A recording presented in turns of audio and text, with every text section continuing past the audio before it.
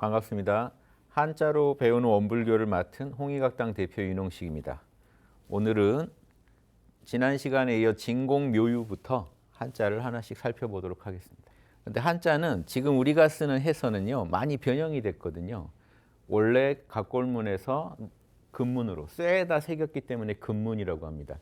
주나라 때는 주로 쇠, 솥에다가 새기고 이렇게 글자를 정형화해가지고 쓰다가요. 그게 한번 또 여러 가지 모습으로 변형돼서 쓰이다가 진시황 때 전서로 한번 통일을 합니다. 그래서 진시황이 통일한 전서를 중심으로 해가지고 저희가 그 이후에 이제 우리가 쓰는 해서로 변형이 또 됐는데요. 이 변형된 과정도 살펴보고요. 또 이 전서를 중심으로 그 이전에 각골문의 모습이 어땠겠는가, 그 전에 쓰던 한자의 모습이 어땠겠는가 또 이렇게 살펴보는 방식으로 지금 한자 강의를 진행하고 있습니다. 이 참진자 한번 또 보면요. 지금 우리가 쓰는 이 해설을 가지고 볼 때는 이 모양이 잘 짐작이 안 되실 겁니다. 그래서 또 우리가 전설을 더 추적해 보는데 전설을 봐서도 지금 잘 안 보여요. 전서에서도 또 한번 변형이 됐거든요. 원래 원형은 뭐냐? 이거는 지금 이런 식으로 눈목자 모양으로 변형된 경우에 조개 패자가 있고요. 조개 패자가 있고 그 전에 그 조개가 변형된 모습으로. 그런데 이런 유사한 게 이렇게 눈목자가 등장했을 때 의심해봐야 될 건요. 밑에 뭔가 발이 달렸을 경우는 조개도 가능하지만 각골문에서는 솥이 이제 다리를 이렇게 그려놓습니다. 각골문. 원래는 이제 다리 3개짜리인데요. 3개짜리도 있고요. 각골문에는 이런 거 다 발견됩니다. 이런 거, 이런 모습. 다리를 좀 이렇게 뭔가 멋지게 그렸는데요. 요게 이제 후대에 내려오면서 간략화된 모습이 이런 식으로 많이 변형되는데 독특한 형태가 요 참진자입니다. 요거는 원래 이 솥이요. 이런 조개패 모양으로도 변형되지만 이렇게도 변형되는 거 기억하시나요? 예. 지금 요 발들을 멋지게 그리다 보니까 발이 이렇게 됐어요. 예. 요게 이렇게 변형되다 보니까 이게 지금 솥정자입니다. 우리가 쓰는. 그러니까 이렇게 변형된 형태도 있고 이렇게 변형된 형태도 있는데 이 참진자는 기억해 두시면 좋은 게 좀 독특한 형태로 변형됐어요. 여기서 지금 솥에 이 부분이 중심으로 살아남고 한쪽은 사라진 거죠. 그래서 지금 이 참진자 모습이 이 솥이다. 이렇게 변형된 형태도 있다. 솥이 이렇게 변형된 형태도 있다. 그러면 위에는 뭘까요? 위에. 이게 이제 각골문입니다. 참진자의 각골문. 숟가락이에요. 숟가락. 이렇게 해서 공간이 있죠. 숟가락으로 솥에 있는 음식을 뜨는 모습입니다. 그러니까 예전에 이게 왜 참되다는 뜻이 됐냐면 정말 참된 음식만 솥이 나오면 보통 제사입니다. 하늘에 제사 지낼 때, 조상한테 제사 지낼 때 아주 참된 음식, 정결한 음식만 바쳤다. 이래서 참진짜 이렇게 이해하시면 되는데 이건 좀 안 와닿으실 수 있잖아요. 제가 쉽게 기억하시려고 보면 이거 보시면 이렇게 생각하셔야 돼요. 솥이다. 숟가락으로 국물을 떠먹었다. 어때요? 국물이라고 생각해요? 진국이다. 여기 잘하네. 이런 뜻으로 참진짜 기억해 주시면 좋겠어요. 그 맛이네. 이게 음식이요. 아무리 맛있는 음식도 머릿속에 기억으로 있을 때는 애매해요. 근데 맛있다는 기억만 있지. 가서 딱 한 입 떠먹어 보면 어때요? 자명해지죠. 이거다. 내가 이것 때문에 여기까지 먼 길을 왔다. 이거 고생한 게 하나도 안 아깝다. 그 정도 참된 맛이다. 이런 식으로 한번 기억해 두시면 이건 라면 이름에도 쓰죠. 이렇게 아무튼 참되다. 아무튼 음식에 많이 쓴다는 것도 재밌어요. 실제 이걸 모르더라도 이게 원래 솥에 기반한 한자라는 거 아는 분 몇이나 될까요? 근데 우리가 진국을 말할 때 쓴다. 그래서 참되다. 참된 공과 신묘한 있음에 대한 이야기죠. 진공묘유라는 건. 이 공과 유가 반대죠. 공은 뭐예요? 텅 빔. 우리 늘 봤죠? 이제는 잘 아시죠? 공은. 자, 이거는 구를 말한다. 요게 이제 이 지금 현재 우리가 집면자, 집가자 위에 붙어서 이것 자체가 집으름이 하는데 원래 이 자체가 각골문 때부터 집이에요. 각골문은 이렇게 그렸어요. 항상 집을 이 모습으로. 이게 지금 여기가 이렇게 뾰족해지면서 변형된 게 집가자 윗부분이 된 겁니다. 거기에 이제 돼지를 키웠다 해가지고 돼지까지. 돼지 꼬리가 원래 이렇게 되잖아요. 발 4개 달린 돼지죠. 이게 머리입니다. 꼬리 한번 튕긴 거를 이렇게 표현합니다. 그게 지금 끊어져 가지고 선이 이렇게 된 거예요. 뭐 이런 식으로 해서 이런 형태가 된 겁니다. 그래서 돼지꼬리 땡땡 뭐 이렇게 하듯이 돼지꼬리 꼬리 살짝 구부러진 거를 지금 이렇게 선이 아예 구분되면서 집가자의 이런 모습이 된 거죠. 자, 이 자체도 그러니까 약간 집으름이에요. 집 같은. 근데 이렇게 집이 이상한 집이죠. 여기가 터널 입구를 말합니다. 동굴 입구. 이렇게 굴처럼 파진 집이다. 예전엔 동굴에서 살았거든요.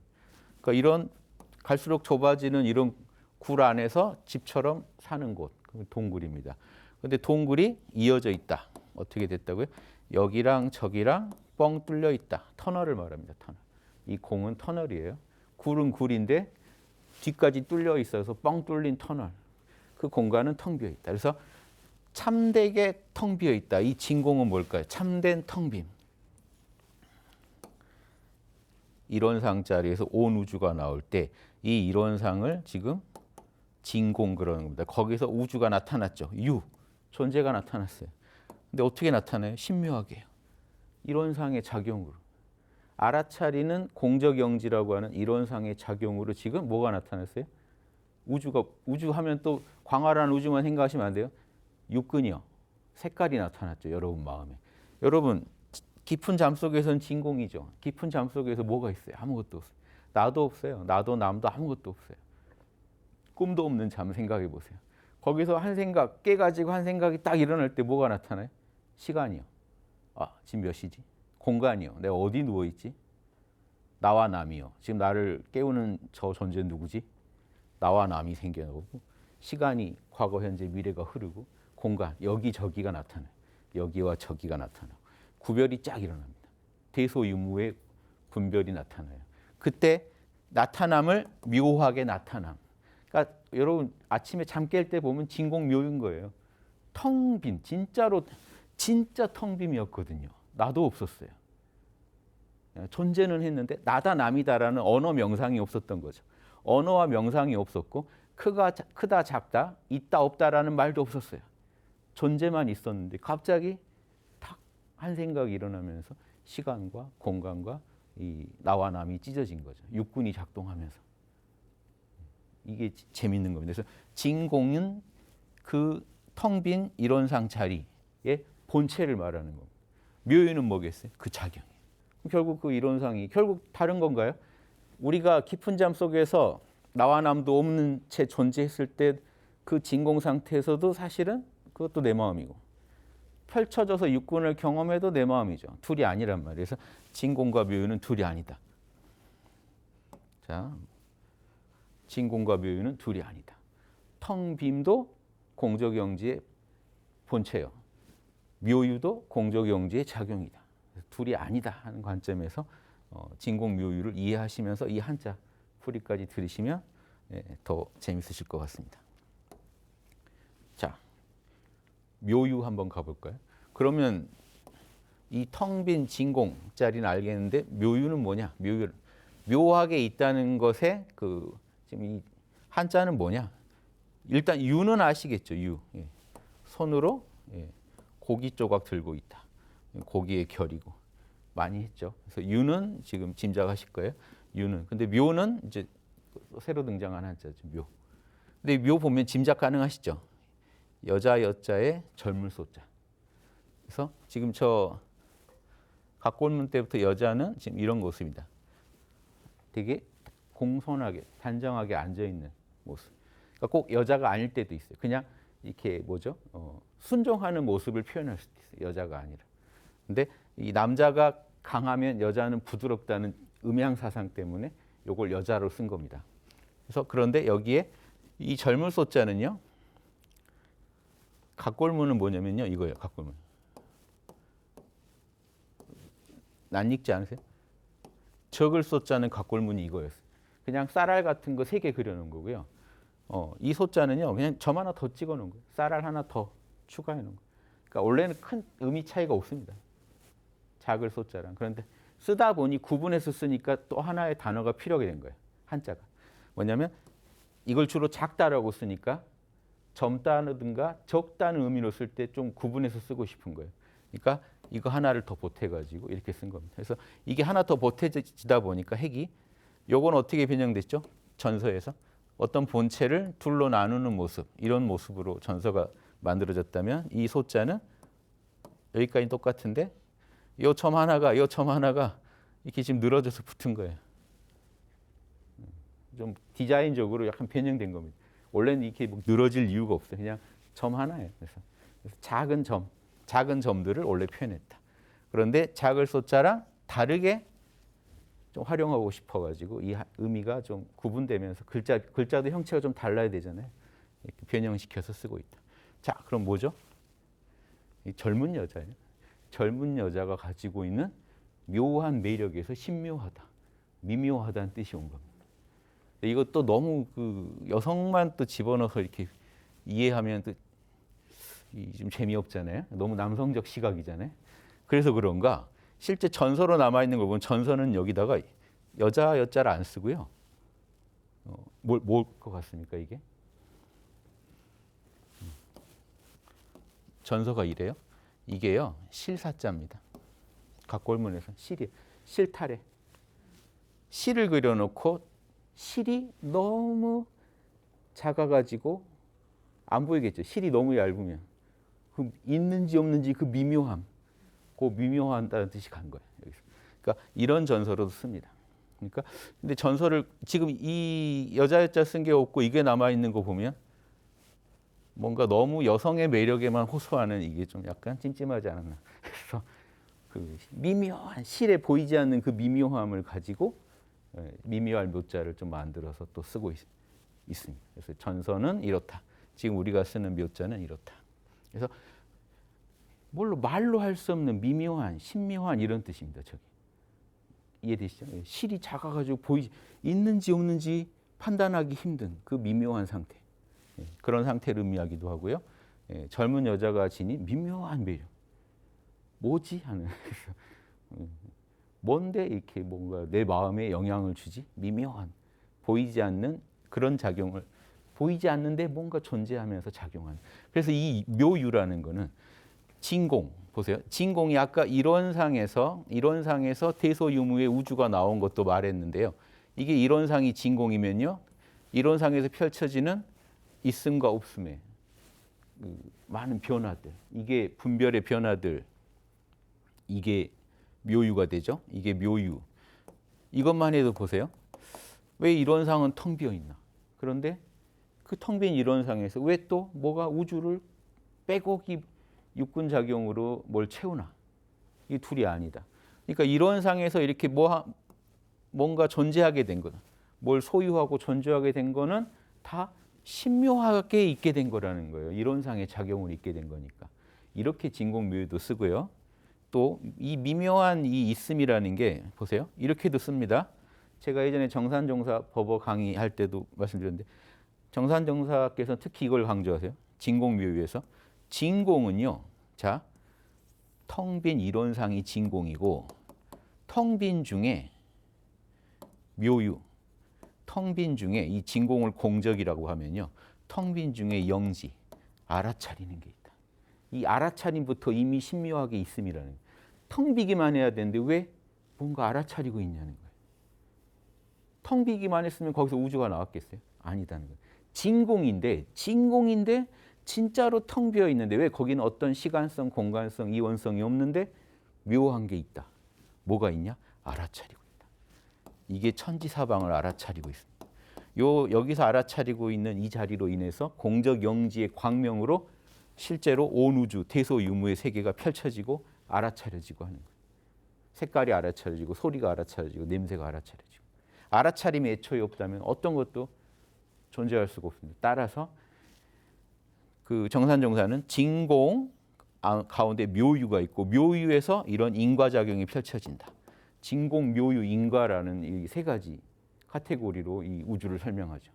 우주의 본체와 작용.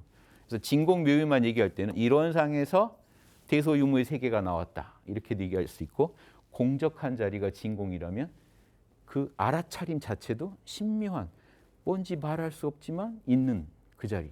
그것도 묘유다. 이해되시죠? 여기까지. 자, 진공묘유에 대해서 이 정도 하고요. 은현자재란 말이 나오죠. 그래서 이 진공묘유를 다르게 표현하면 이제 은현자재라고 얘기합니다. 자, 여기서 은현이 숨기고 나타내고 요게 서로 대립하고 있죠. 자, 그럼 은이 뭐겠습니까? 진공. 완전히 갈물이 될 때는 이론상의 갈물이 될 때는 대소 분별 전혀 유무 분별 어떤 시간성, 공간성, 이원성이 없거든요. 그런데 이게 갈물이 될 때는 그런데 다시 펼쳐질 때는 육군의 세계가 펼쳐지거든요. 보이고 들리고 맛봐지고 냄새가 맡아지고 만져지고 예, 개념화되고 그렇죠? 신기하죠? 그래서 이 은현 나타남 이건 묘유죠. 그거를 은현자재. 자재는요 미리 말씀드리면 자유자재라는 뜻입니다. 불경에서 자재, 관자재 보살, 관 꿰뚫어 보는 힘이 자유자재한 보살 이런 거. 꿰뚫어 보는 힘이 자유자재한 보살. 자재라는 건 자유자재라는 걸 인도말을 번역할 때 불경에서 주로 쓰는 말입니다. 그래서 은부터 볼까요? 은.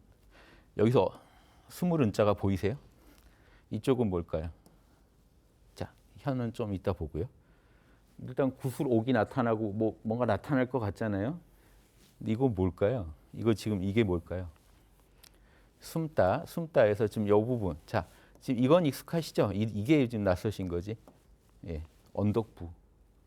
언덕부가 제대로 쓰면 이렇게죠. 제대로 쓰면 이렇게 언덕부인데 변으로 쓸 땐 주로 이렇게 쓰는데요. 이게 지금 어디서 왔느냐? 여기서 온 겁니다. 전서에서 이게 온 건데 지금 이렇게까지 가버리면요. 원형에서 너무 멀어져 있어요. 이걸 보고 원덕이라는 생각이 어떻게 들겠어요? 이것만 봐도 언덕이라는 생각이 안 들죠. 계단 같죠. 각골문 때부터 보면요. 언덕부가 별거 아닙니다. 근데 언덕이 왜 이럴까요? 이거 아무래도 이거 계단 같지 않으세요? 그래도 저는 찜찜하면 못 견디기 때문에 끝까지 팝니다. 이게 몇 산자거든요. 언덕부는요. 몇 산자를 옆으로 세우는 거예요. 그냥. 그러니까 산보다 그 아래인 언덕이라는 걸 의미하려고 몇 산자를 그냥 세워놓은 게 언덕부입니다. 저도 여기에 무슨 의미가 있는 줄 알고 이렇게 한 계단씩 올라가는 느낌이잖아요. 자꾸 착각이 일어나는 거예요. 저 글자를 보면. 언덕이라는 느낌보다는 이미지가 잘못 머리에서 그려지는 거죠. 별거 아닙니다. 몇 산, 이렇게 하면 몇 산자고 세워놓으면 언덕이다. 이렇게 약속을 한 거예요. 그냥 언어적 약속. 그러니까 이거는 지금 산이에요. 산인데 낮은 산이에요. 낮은 산을 지금 언덕이라고 하는 거예요.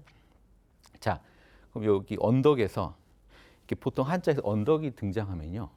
이런 언덕 앞쪽은 햇빛이요. 내리쬐는 부분이죠. 언덕 앞쪽은. 그러면 이 얘기 나중에 또 설명드리겠지만 양할 때는 언덕 이것도 언덕이 들어가죠. 자, 이렇게 언덕이 있으면 햇빛이 이렇게 쬐겠죠. 이 부분이 양입니다. 우린 지금 북반구에 사니까 요 뒤는요. 그늘지겠죠. 이게 그늘음입니다. 그럼 왜 언덕이 여기 들어가냐? 언덕을 기준으로 햇빛 받는 쪽, 안 받는 쪽을 구분하는 거예요. 이럴 때 언덕이 한자에서 쓰인다고요. 언덕에서 햇빛 받는 쪽, 안 받는 쪽. 그럼 여기는 언덕을 왜 썼을까? 이것도 생각하셔야 된다. 언덕이 글자에 왜 들어갔을까? 근데 이걸 옆에를 보시면요. 이거는 지금 이것만 따로 해가지고 삼가 른자거든요. 조심하 른자. 왜 이걸 조심한다고 할까? 요거 풀이하시겠어요? 요거 손이에요. 손. 이게 손이라고 그랬죠. 요것도 손 있네요. 여기도 손 있네요. 여기도 손 있네요. 이해되시죠? 이렇게 그린 것도 손입니다. 이렇게 그린 것도 손입니다. 둘이 뭘 하고 있죠? 뭔가 물건을 주고받고 있는. 서로 뭔가 물건을 주고받고 있는. 이 공자는 뭔가 이렇게 만들어진 물건을 의미한다고 보십니다. 뭔가 물건을 주고받는. 여기는 심장이죠. 그러니까 근데 왜 삼가하고 조심한다고 하느냐? 뭔가 이거는 뭐랄까요? 직거래 느낌 나지 않으세요? 뭔가 물건 가져오셨나요? 예. 딱 그 현장. 막 무슨 마켓 이런 현장 딱 주고 이때 마음 되게 조심스러운 어떤 마음. 그러니까 물건을 뭔가 주고받는 거래하는 마음이에요. 근데 몰래 숨어서 주고받는 거. 그래서 숨기다. 뭔가 전혀 밖으로는 안 나타나는 거예요. 주고받았는지 모르는 거죠. 그래서 이게 스물은자입니다. 그래서 진공을 표현할 때 지금 스물은자를 쓰는 게 이렇게 갈무리 해버리면 육군이 없어요. 육군이 하나도 나타나지 않아요. 색깔도 소리도 냄새도 그 자리는 없어요. 오직 또렷한 오롯한 정신만 있습니다. 알아차린 정신. 그게 공적영지예요. 영지, 신령하게 알아차리고 있으니까 의식 맞는데 근데 텅 비어 있단 말이에요. 그래서 순수의식 그러는 겁니다. 순수의식, 다른 말로 공적영지. 그 자리가 육군이 작용하지 않을 때는, 지금 이게 육군이죠. 육군이 작용하지 않을 때는 오롯이 그 정신만 있더라는 거예요. 알아차림. 즉 이게 뭐랑 같냐면 거울에 우리가 온갖 걸 비춰볼 수 있잖아요. 그런데 아무것도 안 비춰본다면 거울은 비출 수 있는 능력이 없어질까요? 아니죠. 대상이 없더라도 비추는 능력은 그대로 있겠죠. 마찬가지. 우리가 육군이 나타나면 알아차려요. 그런데 육군이 없다면요. 그때 우리 의식은 알아차리고 있을까요? 알아차릴 수 있을까요? 없을까요? 있겠죠.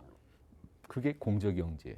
텅 비어 있지만 어떤 대상도 나타나지 않았지만 알아차리는 인식 능력은 그대로 있을 것이다.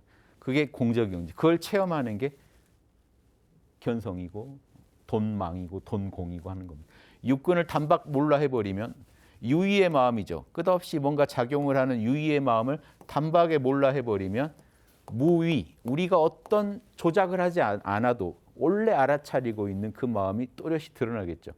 그러니까 무의의 마음을 단박에 깨닫는 게 도노입니다. 견성이고. 그런데 은현이 지금 은이 이렇게 숨은 거라면 현은요. 육군을 펼쳐내는 겁니다. 훤히 드러내게. 자, 그래서 지금 이게 뭐냐면 구수록. 왜 이렇게 그리냐? 지금 실제 그리고 싶은 건 이거예요. 멸류관 그런 데 보면 옥으로 된 목걸이나 옥으로 된 이렇게 있죠. 그 장식들. 예, 거의 이 모습이잖아요. 이걸 그려놓은 거예요. 이렇게 이렇게 이렇게 세 개의 옥이 하나의 이렇게 실로 꿰져 있는. 그런데 그게 옥을 깬 거란 걸 상징하기 위해서 이걸 그려놓은 거예요. 이게 지금 구수록자예요. 그런데 이것만으로도 사람들은 아니까 이게 옥을 깬 거라는 걸 옛날에 임금왕자랑은 다르게 구분하니까 그냥 이렇게 쓴 거예요. 그래서 여기에 이 구수록 플러스 보죠? 옆에 눈을 강조한 그림입니다. 사람을 옛날 이렇게 그렸죠. 이거 지금 지하철에도 사람 이렇게 그려요. 그렇죠? 지금 우리 지하철에도 갖고 오면 쓰고 있다고요. 비슷하게. 사람 그리면 이렇게 그리게 돼 있어요. 그런데 뭐 하고 있죠? 눈이? 눈만 얼굴을 안 그리고 눈만 그렸어요. 뭘 보고 있다는 걸 지금 강조합니다. 보고 있다. 옥의 그 아름다운 무늬를 보고 있어요. 옥의 무늬가 드러난 거죠. 그래서 나타날 현, 보일 현 이럽니다. 보일 현, 나타날 현. 이해되시죠? 그래서 안 보이다. 언덕 뒤에서 몰래 짓거리하고 있는 현장이 안 보이는 겁니다. 지금 안 보인다. 여기는 보인다. 자, 육군이 펼쳐지면 묘하게 있게 되면 보인다. 갈무리 되면 안 보인다. 진공이다. 여기까지 이해되시죠? 이제 이거 안 잊어버리시겠죠? 스물은 나타날, 보일 현, 드러날 현. 볼견자랑 구분해서 쓰는 겁니다. 지금 이렇게 눈만 이렇게 해서 그리면 이게 지금 여기 이제 눈이 이렇게 강조되고 팔과 다리가 이렇게 지금 전서로 변형됐겠죠. 여기까지 하고요. 자제 가볼까요? 자유자재. 자유자재에서 이 자재 가보겠습니다. 자자는 이건 다 아시죠? 보통 뜻이 어떻게 쓰시죠? 아시는 뜻이 있나요? 스스로 자립 자립해라. 부모님들이 제일 좋아하는 말이 제발 자립해라. 자력갱생 이런 거. 자력 양성. 스스로. 또 뭐로 쓰죠? 한자 좀 보시면 한문을 좀 보시면 자하면 뭐뭐로부터 또 이런 뜻도 있어요. 자연, 저절로라는 뜻도 있습니다. 저절로. 자연, 절로 그러한 것. 자연이 그런 뜻이니까 인위적 조작을 하나도 안 해도 절로 그러한 세계. 자연. 그래서 서양에서는 자연 그러면 환경을 생각하잖아요. 근데 동양에서 자연 그러면요. 도의 세계예요, 자연은. 그러니까 무의자연, 무의조화의 세계예요. 우리가 어떤 조작을 안 해도 절로 구현되고 있는 진리의 세계를 말하는 거예요, 자연. 자. 근데 이게 확 심오한 게 있을 것 같은데 이걸 보시면 항상 이걸 생각하세요. 돼지 코. 코를 그려놓은 거예요. 코. 각골문이 이래요. 콧구멍, 공기가 이렇게 들어간다. 콧구멍 2개. 이게 이렇게 됐어요. 지금 이거 보실 때도 이게 2개가 왜 있냐? 콧구멍이 둘이다. 숨을 쉬어야 거기서부터 모든 생명 활동이 시작된다 해서 그거로부터란 뜻이 있고 숨은 여러분이 노력 안 해도 저절로 쉬어지죠. 자는 동안 저절로 숨 쉬죠. 그 부분에 착안한 거예요. 뭐 인위적으로 조절할 수도 있어요. 숨은. 다만 저절로 작동한다. 숨을 쉰다. 그래서 이 사람들이 또 예전에 코로 숨을 쉬어야 자기가 사니까 나를 대표하는 기관으로 코를 쓴 겁니다. 나 할 때 코를 가지고 자신을 표현. 나. 그러니까 자유자재라는 것도 뭐냐면요. 자유라는 건 스스로의 의미를 강조한 거예요. 스스로 말미암다. 자유라는 건. 그러니까 남의 의지하지 않고 스스로 존재한다. 내가. 그 자유자재하다는 거는 스스로 존재하고 그러니까 스스로 그 능력을 펼친다. 그러니까 남한테 의지해서 하는 게 아니라 내 힘으로 한다. 그래서 자유자재는 신한테나 인도에서 시바신 같은 신을 이룰 때 자재신이라고 그래요. 신만 자유자재하지 인간들은 신에 의존하잖아요. 그러니까 자유자재한다는 거는 신적인 영역을 말할 때 쓰는 거예요. 그러니까 자기가 주도해서 남에 의지하지 않고 자기 힘으로 해내는 걸 말해요. 그게 자유자재의 뜻입니다. 그래서 이 공적영지자리는 숨거나 드러나거나 자기가 자신의 전지전능한 능력으로 그렇게 하는 거지 누구에 의존해서 하는 게 아니라는 거예요. 그래서 자체. 있을 때자 흔히 쓰시는데 이거 뜻을 알기는 어렵습니다. 왜냐하면 보시면 요게 좀 구분해서 봐야 돼요. 요 부분. 원래 각골문에서는 이겁니다. 재능제자예요. 재능제자. 요게 지금 재능제자예요. 재능. 우리 이제 재능제자 이렇게 쓰죠. 그거의 각골문은 이겁니다. 땅에서 싹이 올라오는 모습을 그냥 그린 거예요. 땅을 뚫고 이렇게 싹이 올라오는 모습. 땅이면 이걸 뚫고 싹이 올라오는 거죠. 이렇게도 그리고 시커멓게 채우기도 하고요. 싹이 올라오는데 왜 여기서 우린 재능이라는 그 의미를 거기다 부여했을까요? 싹에다가. 싹이 땅 뚫고 올라오는 게 신기한 거예요. 옛날 사람들이 볼 때는. 와, 이 신통한 놈. 땅을 뚫고 올라와요. 그 연약한 싹이 땅을 뚫고 올라와요. 그 뚫고 올라올 때 이게 지금 흑토자인데요. 이 흑토가 땅을 뚫고 올라온다 이 뜻인가 보다 하기 쉬운데 이게 흑토가 아니에요. 지금. 이게 원래 지금 선비사자입니다. 선비사자. 선비사로 가야 되는데 지금 흑토로 그대로 와버렸어요. 그러니까 뭔가 땅에다 뭔가 물건을 두다 이런 의미가 들어가 버린 거죠. 중간에. 원래는 도끼입니다. 도끼. 각골문은 그냥 이거예요. 지금 요 부분만 해도 재능제자 각골문만 해도 이거죠. 그런데 이 전체 있을 제자의 각골문도 이거예요. 그러니까 둘이 아니었던 거예요. 그러니까 이게 뭐냐면 땅을 뚫고 올라오는 싹이 재능이 있네 해가지고 있을 제자도 되고 재능 제자도 된 거예요. 재능이 있네. 근데 무슨 재능이 있는지 모를까 봐 각골문은 그냥 이렇게만 표현했는데 근문에 오면 옆에다가 이게 뭘까요? 도끼예요. 도끼날. 도끼날이 나중에 이게 선비사자가 됩니다. 지금 우리가 아는 선비사자는 도끼의 모습이에요. 도끼. 창에다 꽂는 부분. 창에다가 창을 자루로 해서 꽂는 그 부분. 그래서 도끼날이에요. 이 부분이. 그래서 임금왕자는요. 임금왕자도 여기서 옵니다. 임금왕자도 선비사자랑 같아요. 근원이. 여기에다가 선을 하나 더 그어서 무사들 중에 최고가 왕이에요. 지금. 그러니까 원래 임금왕자는. 나중에 여기다 의미를 부여합니다. 하늘과 땅과 사람을 꿰뚫었다. 이거는 이제 나중에 의미 부여된 거고 원래 각골문부터 바라보면은 도끼 가진 자 중에 제일 우두머리를 말해요. 그럼 여기는요 도끼, 선비사도. 그러니까 원래 무사의 의미였던 거예요. 선비라는. 그래서 근데 이게 보세요. 그러니까 시대에 따라 한자의 의미를 계속 부여합니다. 그러니까 원형만 주장하면 안 돼요. 아, 그 선비는 무사래 원래. 그러니까 일본식 무사, 사무라이가 맞지. 우리나라 선비는 사 아니야. 어디 가서 딱 이러시면 안 돼요. 예. 출발은 그랬는데 나중에 이게 공자님 이래 선비가 강조되면서 어떤 의미가 부여되냐면 선비사 하나를 들으면 열을 아는 사람. 그러니까 문사의 의미가 부여돼요. 아니면 이래요. 10개를 들어서 하나로 결론을 낼 수 있는 사람. 10개의 정보를 모아가지고 딱 하나의 자명한 결론을 낼 수 있는 사람. 문사적 의미죠. 이거는 무사 의미가 아니라. 이런 의미들이 부여되면서 이제 선비사자가 의미가 확대됩니다. 근데 원래는 도끼였다. 자, 그런데 다시 돌아오세요. 싹에 도끼가 있다 뭐냐. 싹이 그 연약한 싹이 땅을 뚫고 딱 올라올 때 오, 요놈 봐라. 재주 있네 이거예요. 도끼처럼 땅을 가르고 올라오네. 이해되세요? 이 여기가 지금 있을 때죠. 재능이 잠재력이 있다.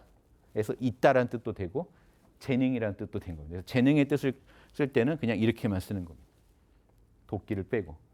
그 도끼는 흙토로 바뀜으로써 뭔가 땅에 뭔가가 존재한다는 느낌을 더 추가해 줘가지고 있음이라는 의미를 더 강조해 준 겁니다. 자, 그래서 은연자재는 뭐다?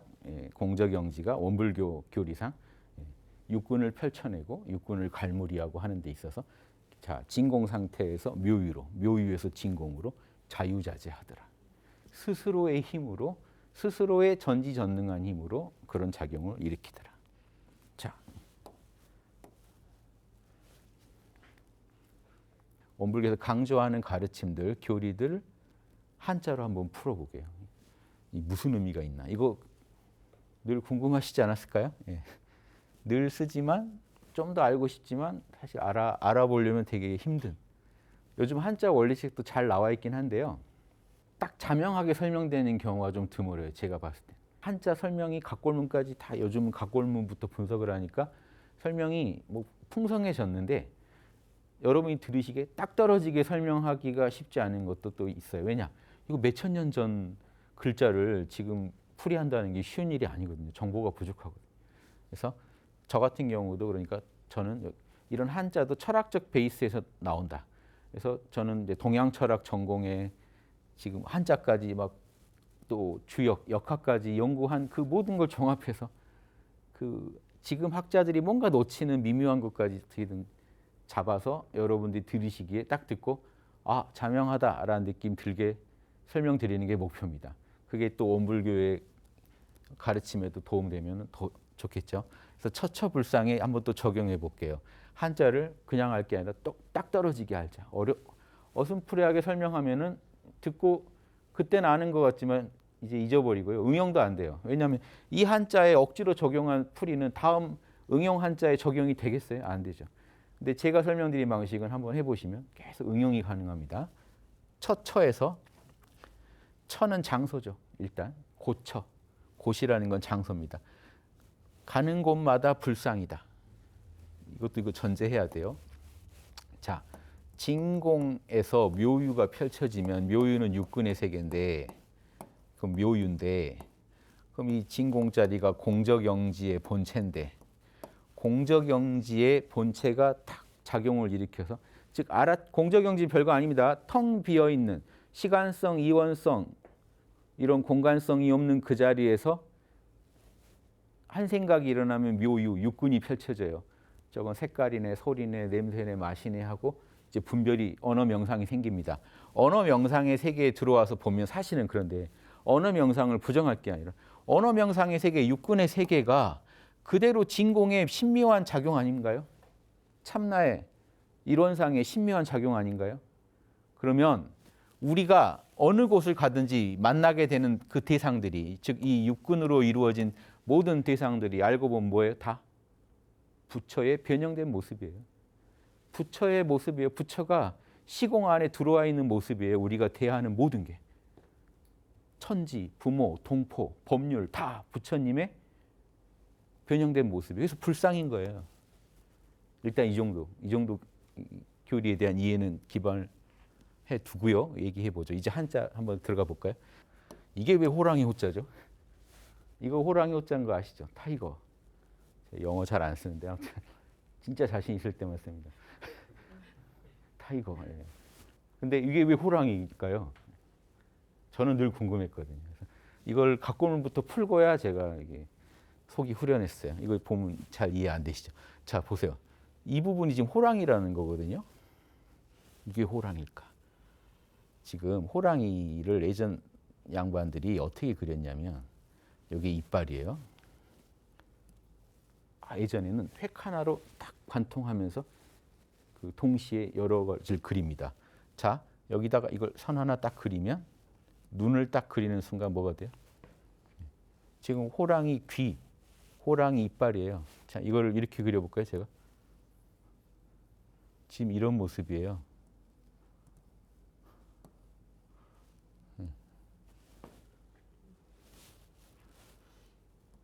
이렇게 어차피 몸은 사람이나 비슷하게 처리하면 이렇게 하면 좀 더 이해되시려나? 어이, 이거 호랑이네. 자, 이게 어떻게 변해? 여기서 이렇게 됐을까? 자, 입이 서로 이어집니다. 이게. 그래서 이렇게 해서 지금 이렇게 됐죠. 자, 이게 이어져 버리면 어떻게 될까요? 이어지고 이렇게 되고 이놈들이 따로 끊어져요. 여기는 이렇게 살아남아요. 예술이죠. 이렇게 해서 호랑이가 된 거예요. 처음에는 호랑이 더 비슷했는데 갈수록 멀어지죠. 왜냐하면 이제 더 후대로 될수록 디자인적으로 멋지게 할 것만 신경 쓰지 원형을 잃어요. 원형의 감각을. 그래서 지금 이게 호랑이가 된 거예요. 그럼 여기는 뭐냐? 이거는 자, 이거는 뭐라고요? 항상 발바닥. 발바닥은 두 가지 의미입니다. 걷다의 의미 아니면 멈췄다의 의미예요. 발로 이루어지는 활동을 그냥 이걸로 대표해요. 그래서 그 글자상에서 봐야 돼요. 글자마다 달라요. 저게 멈췄다는 뜻인지 간다는 뜻인지 아니면 둘 다 의미를 활용해서 써요. 자, 지금 이거 여기를 보시면 지금 이렇게 돼 있죠. 이게 발바닥 그린 겁니다. 발바닥. 발바닥이 머무는 곳이에요. 장소. 좀 앉아서 쉴 수 있는 장소. 발을 멈추고 앉아서 쉴 수 있는 장소가 고처예요. 근데 그냥 예전에는 그러니까 그냥 이렇게만 썼어요. 고처가. 그래서 그 전서에는 그냥 이것만 돼 있는 전서도 있습니다. 호랑이 없는 것도 있어요. 그러니까 호랑이가 있는 곳이라는 의미가 또 추가된 거예요. 호랑이가 있는 곳. 근데 저거 빼면 그냥 사람이 멈춰 있는 곳이죠. 그러니까 사람이나 동물이 머무는 장소를 의미할 때 처가 쓰이게 된 거. 이해되시죠? 여기 좀 의자 같죠? 여기 좀 벤치에 발을 이렇게 멈추고 앉아 있다고 보시면 돼요. 발을 이렇게 좀 늘어지긴 했는데 예, 벤치에 앉아 있는 모습. 돌멩이에 앉아 있는 모습. 그곳이 내가 있는 이제 지금 이 순간 머무는 곳이죠. 지금 있는 곳. 내가 지금 이 순간 있는 곳, 그 있는 곳이 있는 곳에서 만나는 모든 존재가 불상이다. 부처다. 자, 부처 들어가 볼까요? 부처는 어렵지 않습니다. 지금 이거 활공자잖아요. 활인데 이렇게 해놨어요. 각골문은 더 뭐 이런 느낌입니다만 활인데 이렇게 활이 좀 뭐가 잘못된 활이에요. 묶어놓은 거예요. 지금 이게 활이 제대로 기능을 못해서 망가지는 활을 의미해서 그래서 안일불자예요. 이게 우리 지금 안일불자랑 같이 써요. 지금도 안일불자예요. 자, 간단해요. 사람이 아니다. 원래 부처란 한자가 어디 있어요?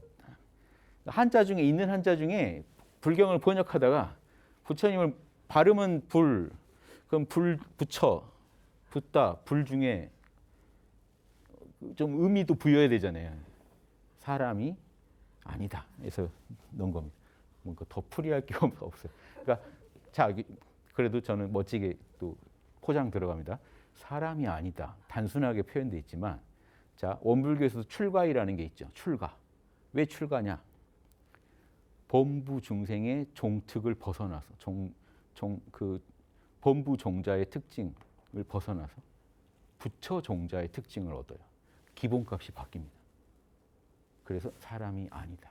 어때요? 이 정도면 꽤 포장 잘한 것 같아요.